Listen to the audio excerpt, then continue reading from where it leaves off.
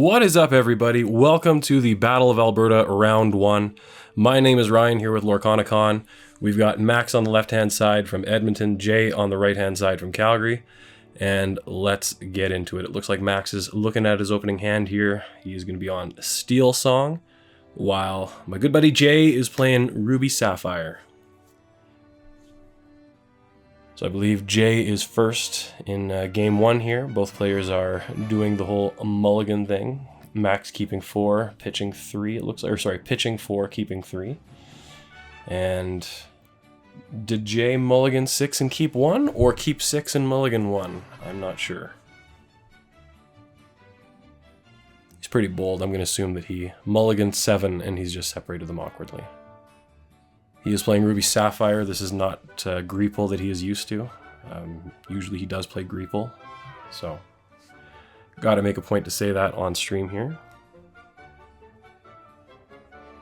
So both players have done the deck cutting. They have looked at their opening hands, and let's start things off. So Jay is going to ink a Visions of the Future to drop a Popsicle and pass it off to Max, who will ink a Vanessa and play himself a baby Robin Hood. So pretty ideal turn ones from both players here. Looks like Jay is thinking up what he wants to do. What am I gonna ink? What am I gonna ink, and what am I gonna play here on turn 2? And the fact that he's thinking so much makes me believe that he's pretty bummed to be having to ink that Hiram that he just put down. You know, no TPO, no one jump ahead. Not the cards that, or not playing the card that you want to be seeing on turn 2. And then Max will ink a Smee to play a Smee. So that Smee is going to be good for a couple of turns of questing before the damage takes him out, unless Max drops a Rapunzel. But while that's happening, he can safely quest away with the Robin Hood, knowing that very likely not much that Jay is going to be doing to answer that Robin Hood right now.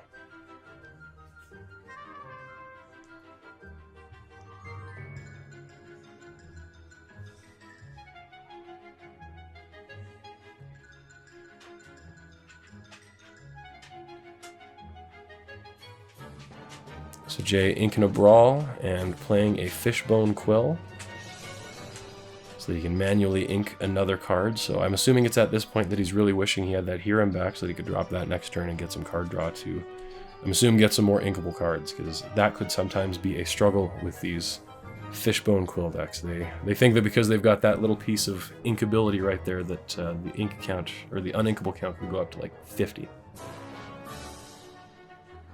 So we got an Ice Block, a Medusa, and a How Far I'll Go. And he chooses to get rid of the Ice Block.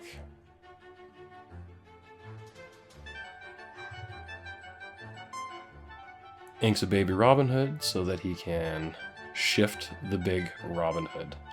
Quest for 2, go up to 3, and then pass it over to Jay. Jay reminding Max that Smee, like all of us, feels the pain of existing, and he has to take a damage.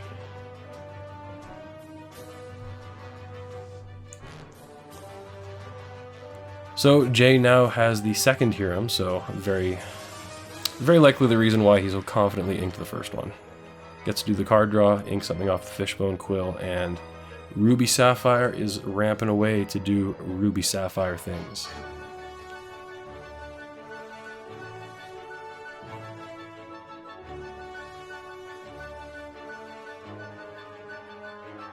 Max thinking hard about what he wants to do here, how he wants to play this line now that Hiram's down and the card draw engine is going for the Ruby Sapphire deck. Ink the World's Greatest, which I believe he probably was wanting to hang on to deal with Tamatoa without an issue. Drops at Baby Cindy. And then with 3 ink up, I mean, you want to be playing an aerial, but it looks like he's going to be hard casting a Let the Storm Rage on. Put 2 damage on the Hiram, draw another card. Sing Whole New World, and let's refill our hands a bit here. Let's start this game over, even though we're on turn 5.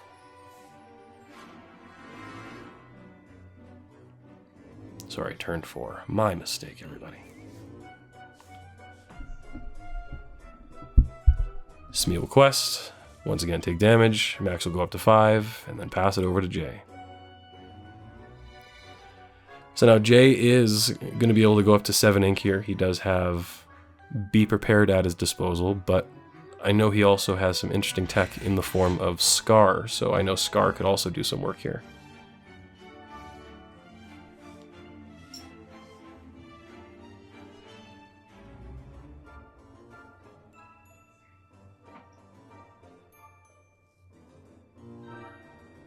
Yeah, he's got the 7 ink, so either way it's going to be an aggressive aggressive turning sideways of those ink piles there.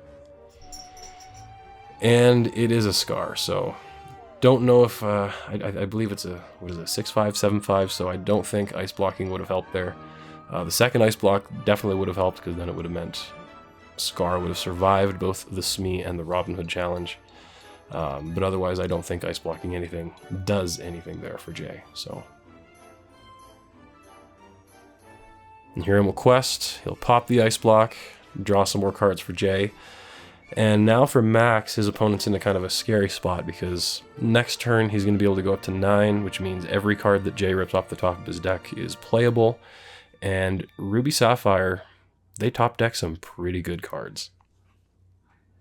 You know, whether it be a Be Prepared, a Maui, I don't know if he's running Hades, Maleficent Dragon is another option here. Gets rid of the Robin Hood without giving any card draw to Max, and that is exactly what Jay will do. He drops the Maleficent Monstrous Dragon. So huge swing and card advantage, because not only does Max lose a card that was very likely going to net him some card draw on its way out the door, but now he's staring down a 7-5 that quests for 2 respectively for Jay.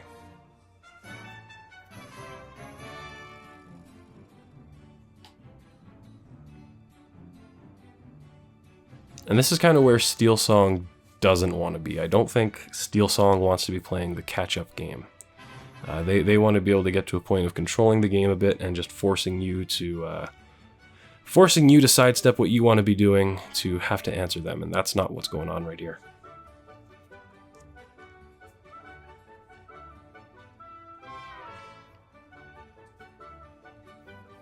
So debating on what to ink, and he'll put down the Pete referee. And it looks like for 5, he's going to choose to hardcast another big Robin Hood. So, second big Robin Hood that we've seen today.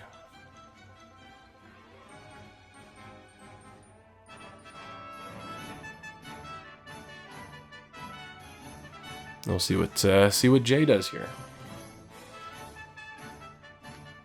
Ink another card, goes up to 10, turns 9 sideways, so we're like, yeah, another dragon.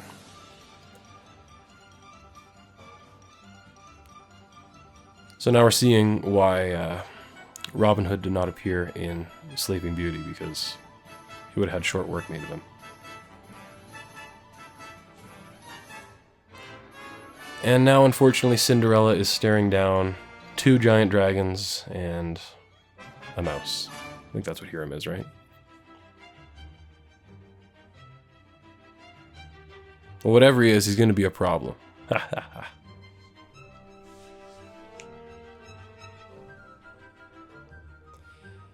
Yeah, Max thinking really hard here about what he wants to do. He's looking at that Cinderella.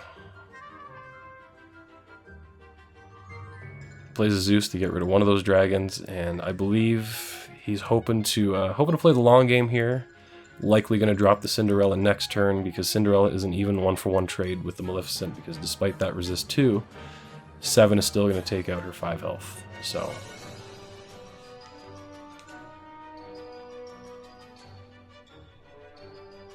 passes the turn to Jay.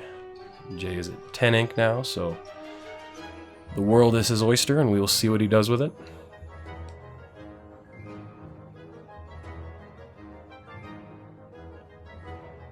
I just want to take a quick second to shout out Tim at HPW Cards for hosting this event. Tim was fantastic. If you ever get a chance, you're in the Edmonton area, go check them out. So Jay will ink a Maui to play a Visions of the Future. Take a look at the top 5 cards, decide which one is best, put it into your hand. Probably one of the best new cards to come out in the game of Lorcana. And what does he grab with it? So it looks like he's inking 8. Sorry, 9. She's in her. I can't remember which one the big Sisu is. She is a lot. Another big dragon that takes care of stuff. And now, unfortunately for Max, Jay is presenting 6 lore on board, so he's going to go up to 14 next turn. And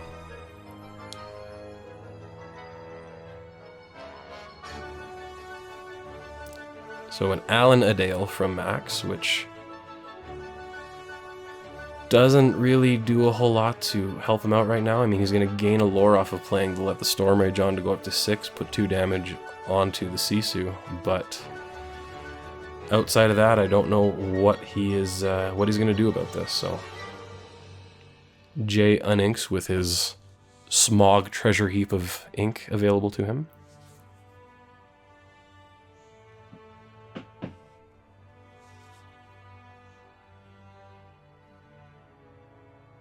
And we will see our 3rd Maleficent Dragon takes out the Alan Adale.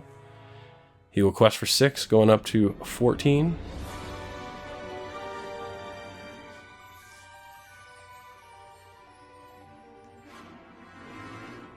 And I believe with that,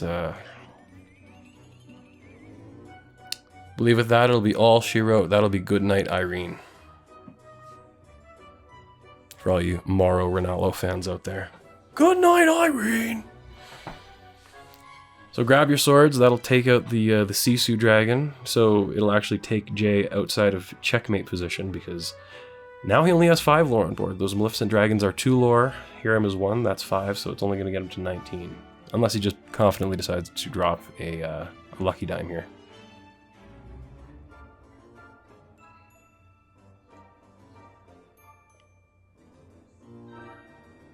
Which is exactly what he does. So they will pick up their cards and they will go off to game 2 here. So Ruby Sapphire just getting far away with it, with all that value it had available to them.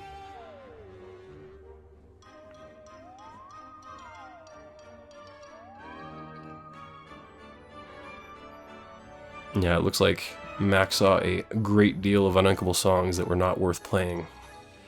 Looks like 2 or 3 of the Whole New Worlds, and only one of them he got to play, so. And that is the way she goes sometimes, unfortunately. Sometimes it works out, sometimes it doesn't, sometimes the deck does exactly what we want it to, sometimes we just aren't able to get it there.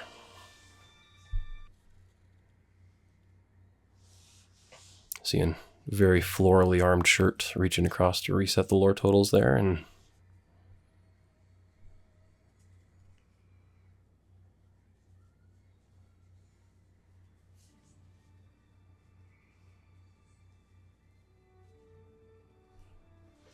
both players will shuffle up and get ready for game 2. So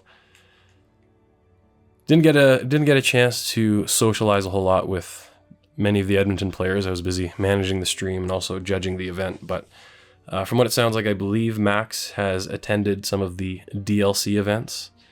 You know, to speak to some of the players' accomplishments here, Max has played in some of the DLC events, and I don't know if he's played in any of the you know, the local tournaments that we've run supplemental outside of the set championships. Jay is quite the accomplished Lorcana player, one of the best Greeple players in Calgary. You know, known for being the Lorcana player with the most soccer apparel, and lots of awesome accomplishments to his name. He also top 16'd a DLC, but you know, not a big deal. We're just kidding, Jay. We love you.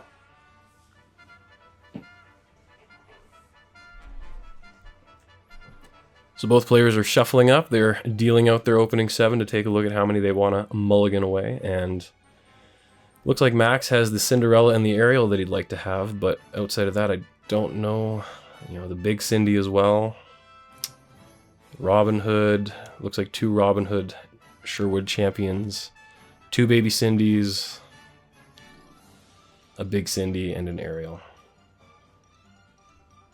And it looks like he's choosing to keep the 2 Baby Cindys, the Ariel, one Robin Hood, and he's going to be pitching the rest.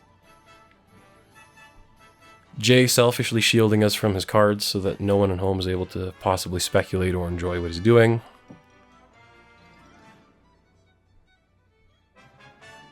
As you can tell, he's one of the best people to tease locally. One of my favorite people to lovingly give a hard time to.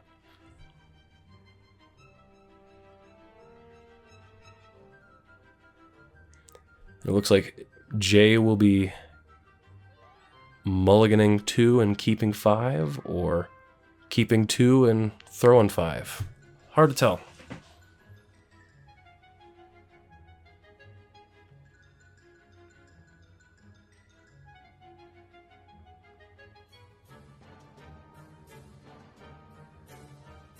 And Jay actually had the pleasure of appearing on the official Lorcana stream during the, I believe it was the Toronto DLC. Unfortunately, they did him dirty and they only featured the game 2 where his hand bricked, but...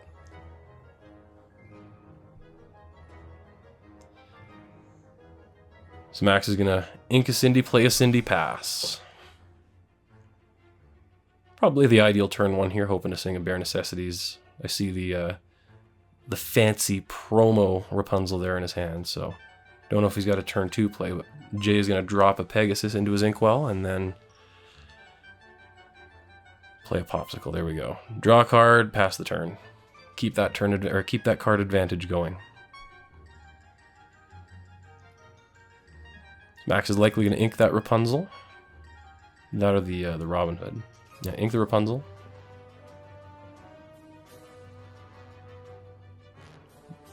Bare Necessities. So 2 Hiram, 3 Hiram. Get rid of one of the 2 brawls. Jeez-a-loo. Probably not what you want to see if you're Max. Try and get that whole new world going ASAP here.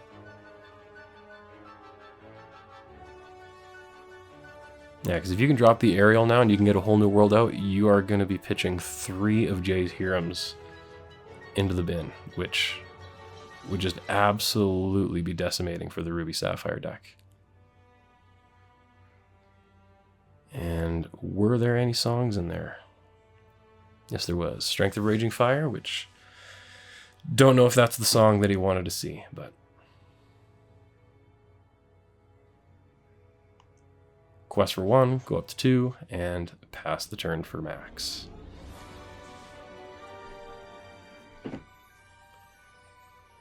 So Jay gonna ink one of his many Hirams, and then use the Brawl to blow up the aerial, so...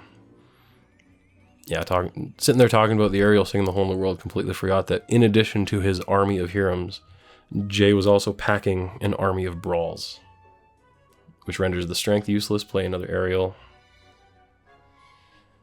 But now Jay is going to be able to get that whole new, or the Hiram out, so it's not going to help his cause a whole lot. Second aerial finds a second strength for Max. And he will follow that up with a baby Robin Hood. And then does he quest with the baby Cinderella, knowing that very unlikely that Jay has anything to do with it, or deal with it, sorry. And he'll quest for another one, go up to 3, and then it's off to Jay.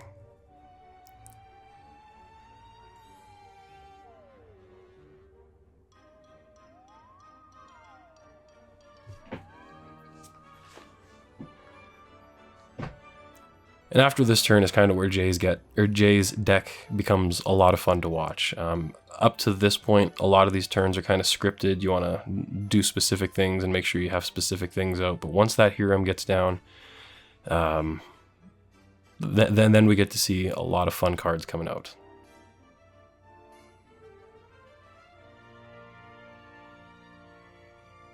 And he opts to play the Fishbone instead of dropping the Hiram here, so... interestingly, must be setting up something else. And the second copy of Strength gets inked as well, so...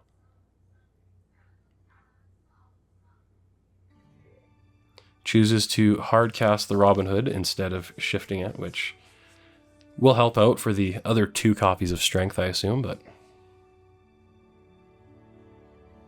hopefully the one lore that he's missing out on there doesn't come back to haunt him.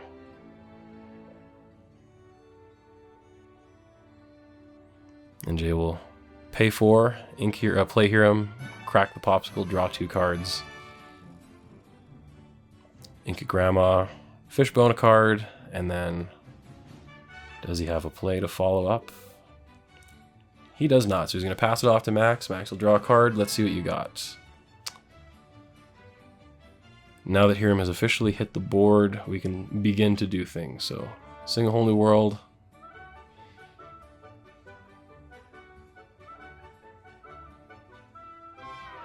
Each player gets to draw a fresh new 7 cards for their hand, and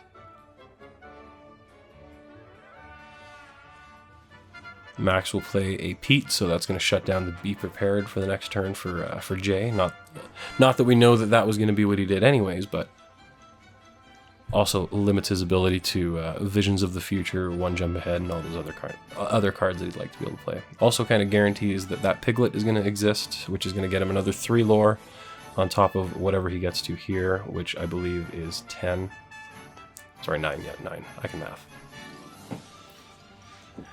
But that also means that on his turn, Max will be able to get 1, 2, 3, 4, 5, 6, 7, 8, 9, 10. So Max will go up to 19, in which case that 1 lore, like we said, hope it doesn't come back to haunt him.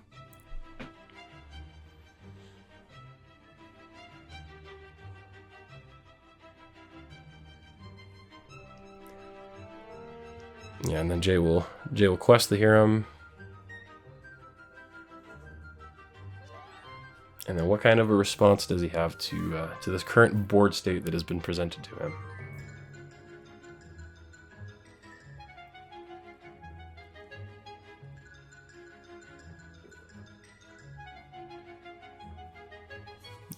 You know, Jay likes to be very meticulous with his play lines. He likes to think everything out and make sure that he's doing the right play. That's how he's earned his status as one of the best players in Alberta.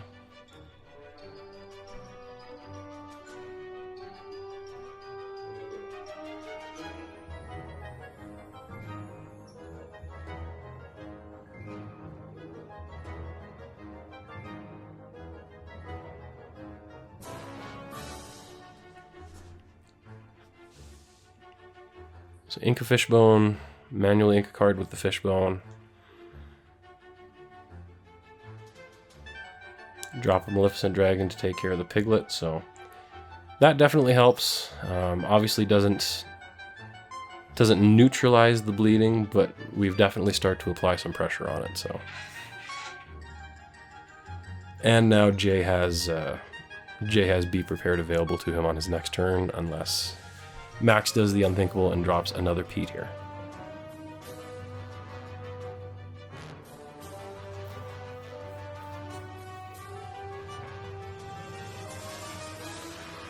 He sure is gripping that 3 ink there. Okay, to shift to Robin Hood.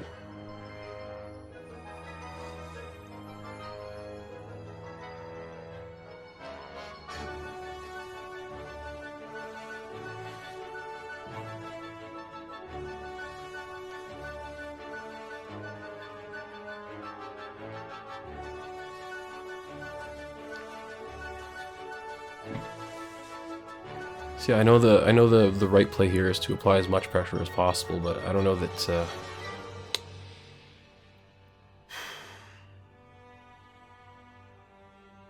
again, it's always hard to get inside the players' heads. Always hard to try and assume that we know what they're thinking or know what the right play is here.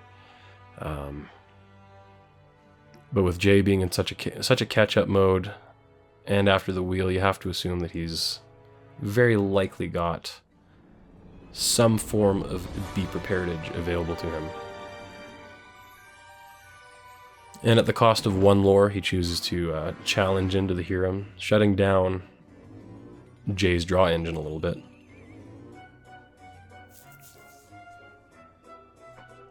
And going up to 16, questing for 5 with the Ariel Cindy and the 2 Robin Hoods respectively. And again, once again, putting Jay in a spot of you'd better blow up my board, or we're gonna call this a tie.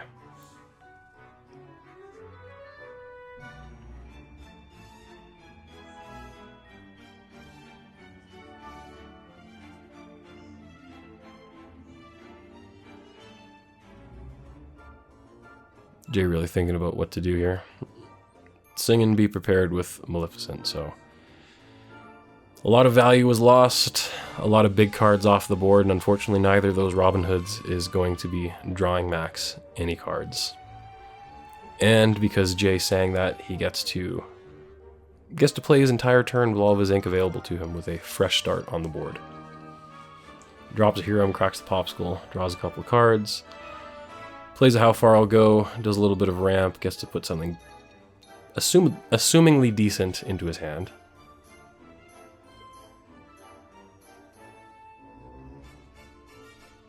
Ink a Tipa, manually ink something with the fishbone, and then for 2, play a Tipa, ink something else. So, how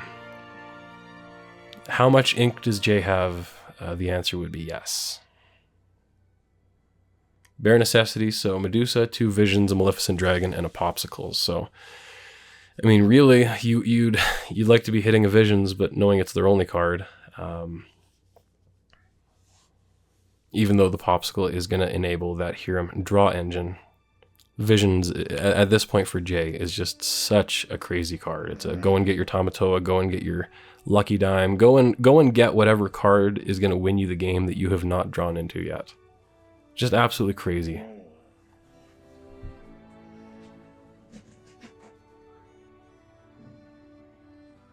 So Jay will play Ice Block. He's going to Ice Block the Smee, quest with the Hiram, and crack the Ice Block, draw a couple cards.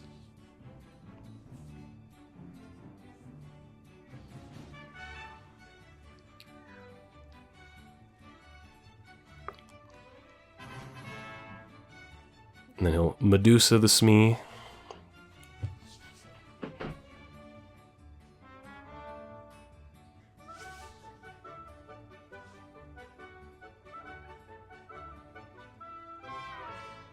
Ice Block, quest with the Tipa, go up to 3. And this is quite the interesting spot because, again, Max is at 16 lore, but it looks like he's only got the one card in his hand. It looks like, okay, the 2 cards, Piglet and a Robin Hood.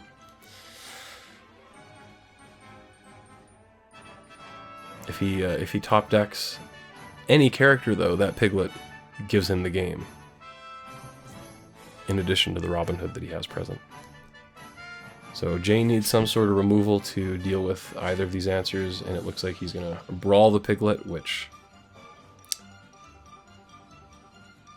And then Medusa the Robin Hood, so every answer that he could possibly have, he has it at his disposal. And he's going to drop a Vision of the Future, look at the top 5 cards, see what else do I think I need right now. You are top decking, and I'm in a great spot. Passes the turn to Max.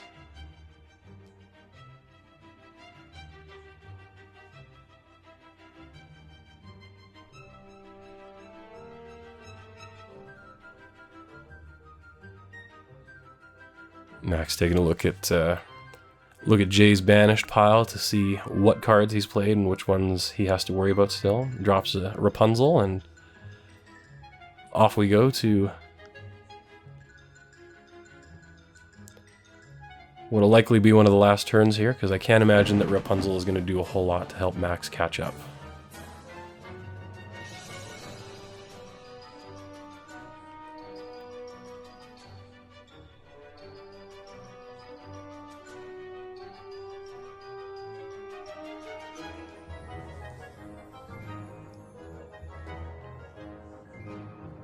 Jay calculating out his ink piles here, figuring out just how much of a big swing he can take on this turn. Looks like 8, 11... Looks like he has 13 or 14 ink available to him.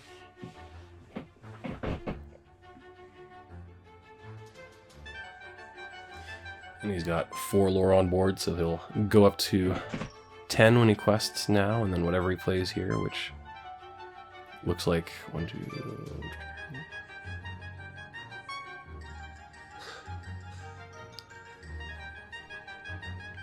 I believe that was another Maleficent, because it looks like it was, looks like it's 2 lore up in the corner there. Drops a popsicle, draw a card, quest with Hiram, crack the popsicle, draw another couple cards, so... Yeah, we're kind of at a point with the Ruby Sapphire stuff where everything that Max presents as he top decks, Jay is just going to be able to banish it at his own whim. It's just every answer that he can need, he's got access to it at this point. You know, Max having to hardcast Whole New World, the Steel Song deck never wants to hardcast any of their songs, especially a Whole New World with this kind of a board state presented to them.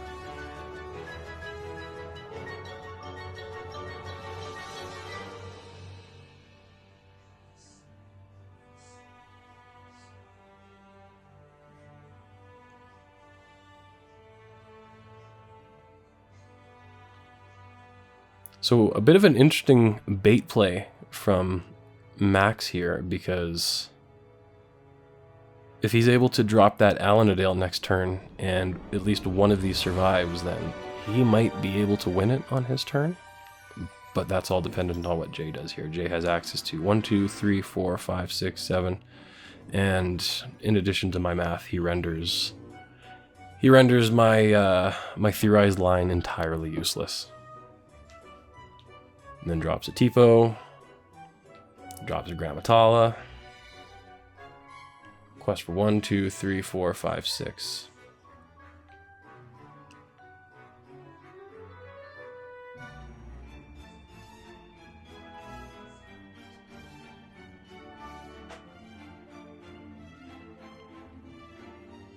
So there's the Alanadale. So if Max has two songs in his hand that he can sing, he wins.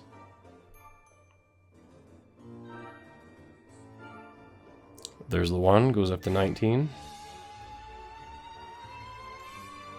And he does not draw the song off of that. So that'll win Jay the game. Had Max drawn another card there that was a song that he could play or sing or whatever for less than 3, he would have been able to do something, but unfortunately that's going to be the way the game ends. So thank you everybody for tuning in. My name is Ryan. Please make sure you like, subscribe, comment, hit the notify bell for all the future episodes, you know, do the YouTubey things. And thank you so much for tuning in. We'll be back with round 2 in a day or two. Take care.